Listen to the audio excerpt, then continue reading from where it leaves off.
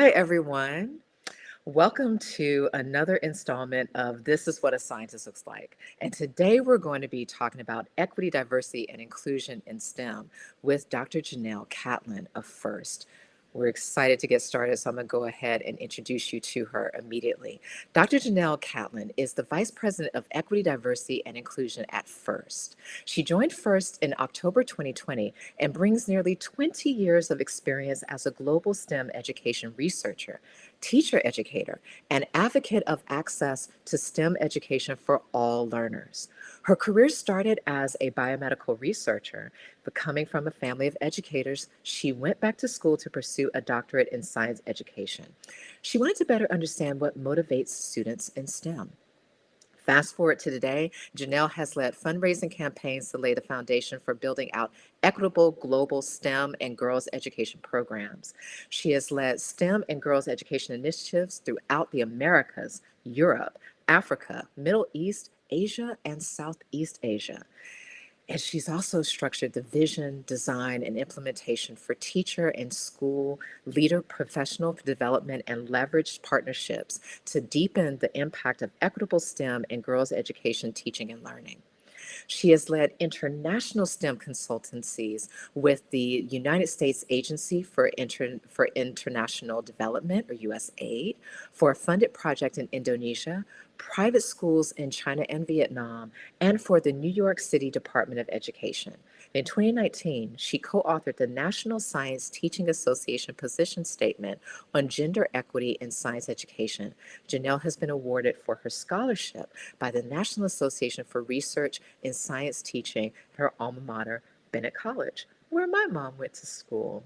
So thank you so much, Dr. Janell, for joining us. We are so excited to have you here today. Thank you so much, Joy. I'm so excited to be here today.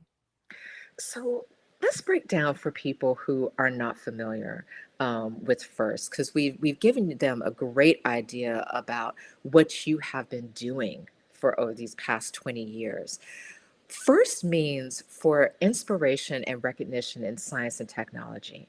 And that just seems like a fantastic directionality, right, to have in relation to STEM and the next generation of STEM. But this might seem like a really obvious question, but I think in our current climate, these are things that people are wondering. Why does diversity matter in relation to solving the world's most challenging problems? Why should we actually be caring about that right now? Thank you, Joy, for that question. So, FIRST is a global robotics community. We serve over 700,000 students and nearly 300,000 adult volunteers in over 100 plus countries. And our mission is really grounded in inspiring students to engage in STEM education and to become the next leaders in STEM for the world. My work is really grounded in moving the needle forward for equity, diversity, and inclusion at FIRST. And so, what that really means in terms of building a generation of young people who will grow up to be adults and solve the world's most challenging problems, we know that diverse thought leads to the best solutions to the world's problems. When we only have one particular mindset or one particular worldview, and thinking about how do we go about finding a solution to a challenge, we are missing pieces of the puzzle in order to solve that problem. And so when we have diverse minds, diverse experiences coming to the table to solve those problems, we are able to meet the needs of our world so that each individual can live their best life.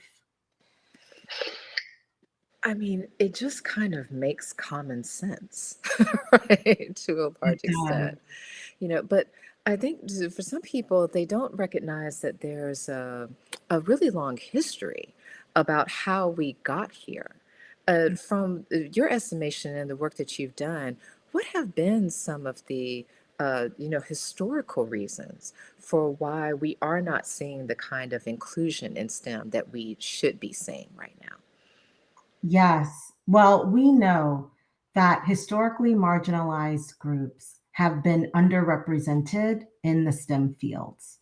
And it's all about a lack of opportunity, a lack of opportunity for women, a lack of opportunity based upon where one may live in the world, a lack of opportunity based upon what religion one may practice, a lack of opportunity based upon the color of one's skin, their gender, their sexual orientation. I can go on and on. And so our work here at First is really grounded in being able to provide outreach and opportunities to communities where students have not had the opportunity to really engage in STEM education.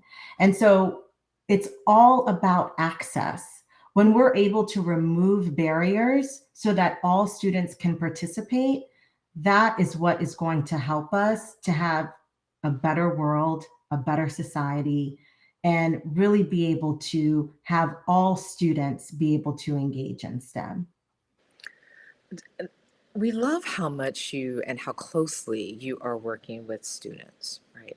And as we're seeing a more global world be a current thing, like it's not the future, Mhm. it's already right here, right now.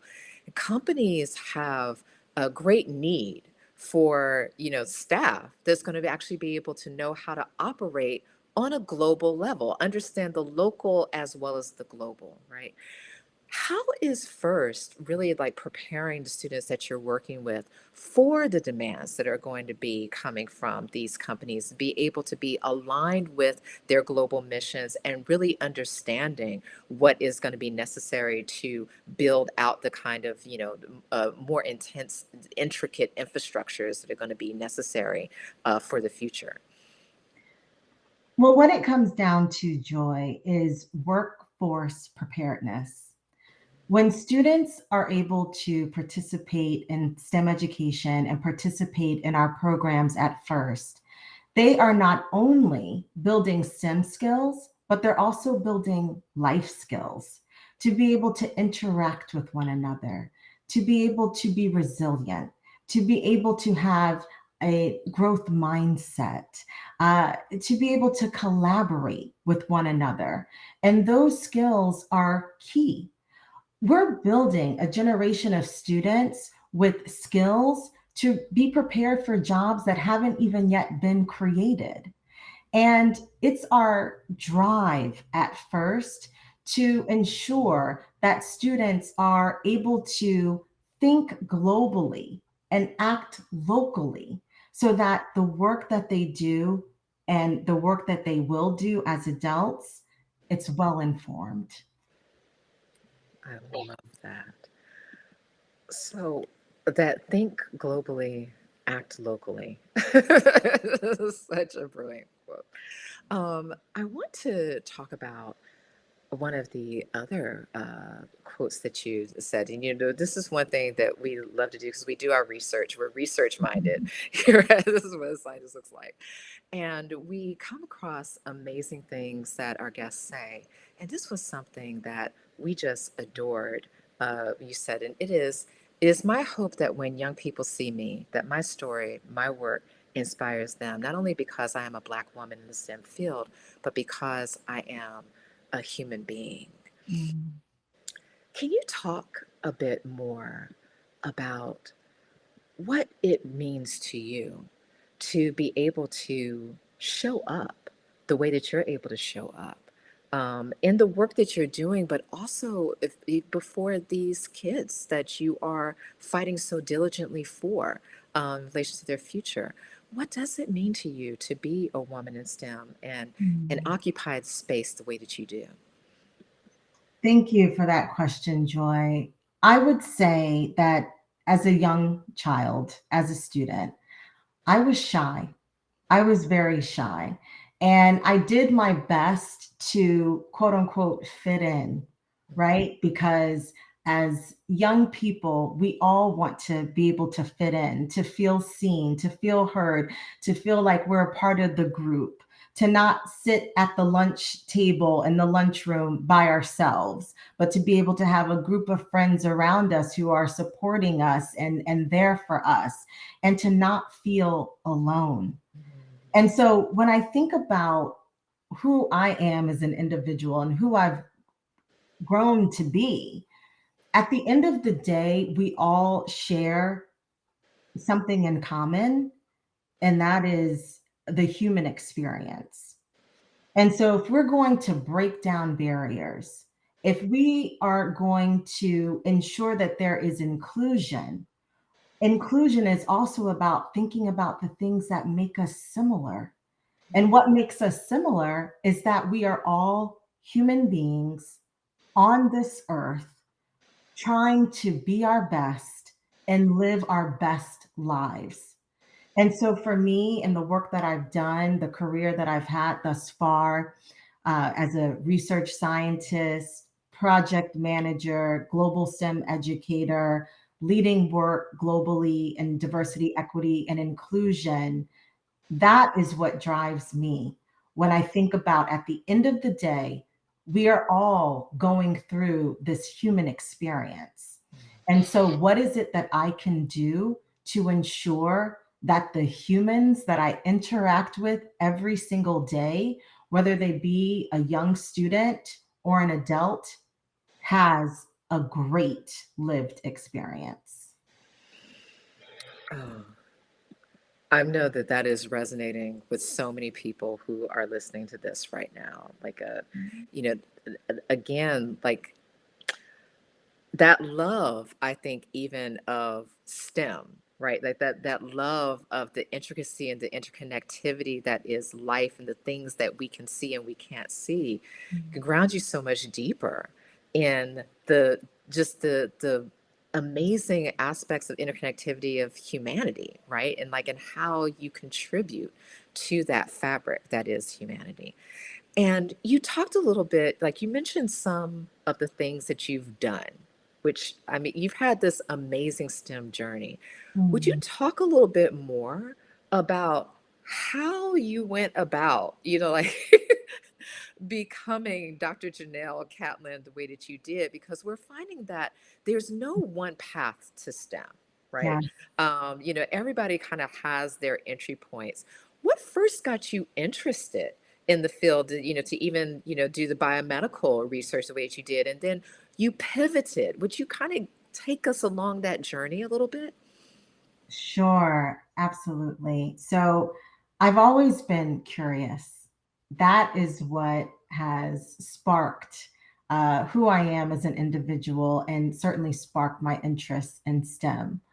Always wanting to understand how things work, always wanting to get to the bottom of things and to have the deeper learning, to have the deeper understanding. And so that really sparked my interest in science. And yes, I attended Bennett College, which is a historically Black women's college in Greensboro, North Carolina, where I studied biology. That was my major, and I minored in chemistry. And I fell in love with science at Bennett. And from my time at Bennett, I then went on to pursue a graduate degree in pharmacology at Columbia University in New York. And shortly after 9/11, I completed my master's degree and started working as a research scientist in the biomedical research field. And I loved being able to have that time in the classroom. But I also come from a family of educators.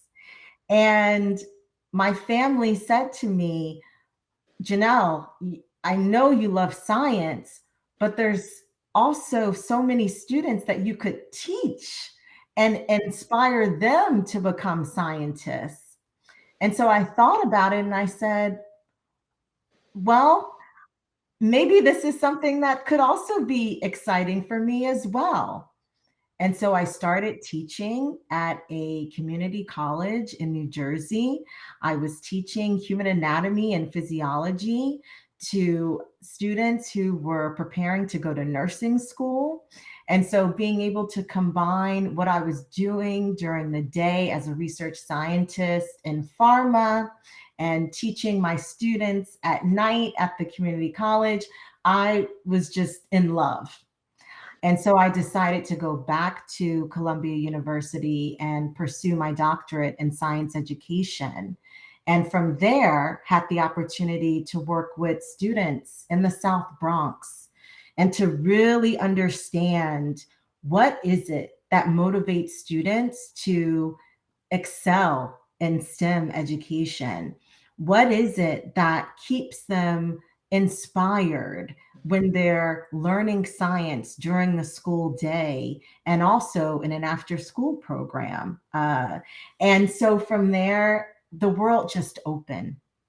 And so for me, opportunity for students is so key because I was given certain opportunities, and those opportunities allowed me to become who I am today. And so once I graduated with my doctorate, I remained at Teachers College, Columbia University, and taught there. I led a multi-million dollar program in order to bring STEM education to schools in Harlem. And then I started doing work internationally. And the theme throughout the course, if you will, of my life, and because it's also been my own lived experience, is diversity, equity, and inclusion. Understanding that allies and allyship is critical to one's success. And so, however, I can help to be a part of someone's success story, that's what I need to do because folks have been there for me in order to help me be where I am today. It, I mean, how much of this did you plan?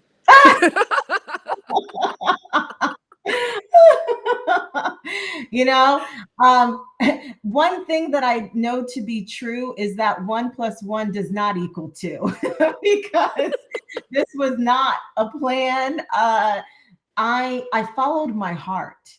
And however cliche that may be, I tell you to this day, I follow my heart. And if you do that, and if you pursue what is instilled in you, you can never go wrong because it's a gift. And so, yes, there is no plan. It's following your heart. I mean, and I must think that that following your heart is even part of how you saw, oh, here's a gap. Oh, here's an opportunity. Oh, no one has done the math on this yet. Like you started to put the things together, right? So, my goodness, it really also goes to show if anyone is listening and they're starting to think, Mhm. wow, how could I have impact? As you just kind of broke down your journey, it showed that there's so many ways for you to have a STEM career and get involved in Mhm. actually championing equity and diversity and inclusion because there's so many opportunities, whether it's something that you start yourself, something small or something big. There's no idea too small or no idea too big to actually implement and do. um, I mean, just based on the way that you're leading by example, that's really so beautiful. So, I think one of the things that I know has come up a lot of times in the spaces I've been in is trying to actually understand what kind of measurable reach, what kind of measurable Mhm. impact DEI is actually having, right? Um, can you give us some ideas about how we can actually measure the impact that DEI programming has on kids, especially where STEM is concerned? Like where people see, I don't know, what are the KPIs that we're looking for? What are these metrics that we're talking about? What are some of the things that you keep in mind as you all are doing this work?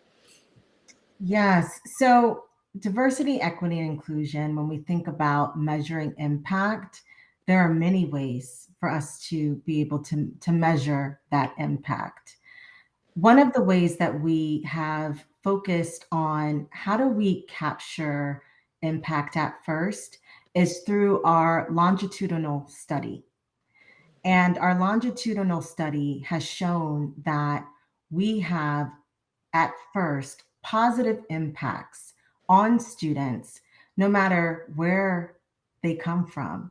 So, no matter their background, no matter their socioeconomic status, participation in FIRST has shown positive impact. In addition to that, we follow our students, right? Because when students complete our program, First Robotics Competition, for example, which is our flagship program, and graduate from high school, those students oftentimes go on to college or other activities after graduating high school. And in our long term study, when we look at the positive impact that FIRST has had on our female alumni, for example, our female alumni at FIRST are 3.6 times more likely to pursue a major in engineering as opposed to their counterparts, for example. And so when we think about measuring impact, it's measuring impact in terms of how are we diversifying our global community in terms of race, socioeconomics, ethnicity, language, and also really thinking about, well, what's the long-term impact once students are first alumni? That number, I know you were used to saying that 3.6, but that's huge, It is. right? It's like, can we dig a little bit into that a little bit more? Can you say more about that number? Like, what do you think are some of the reasons why um, that you see that type of significant jump in choosing that area in relation to STEM for females?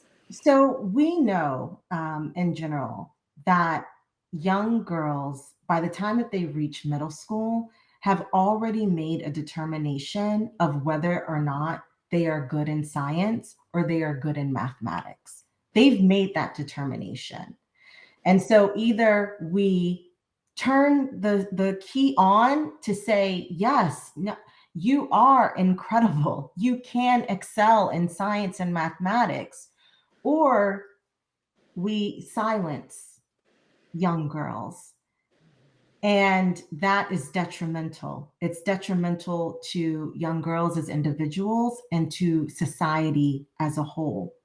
And so when we think about young women and girls' participation in FIRST, it helps to increase their self esteem to stay in STEM, to know that they have the self efficacy to engage in science and mathematics and do well, to succeed.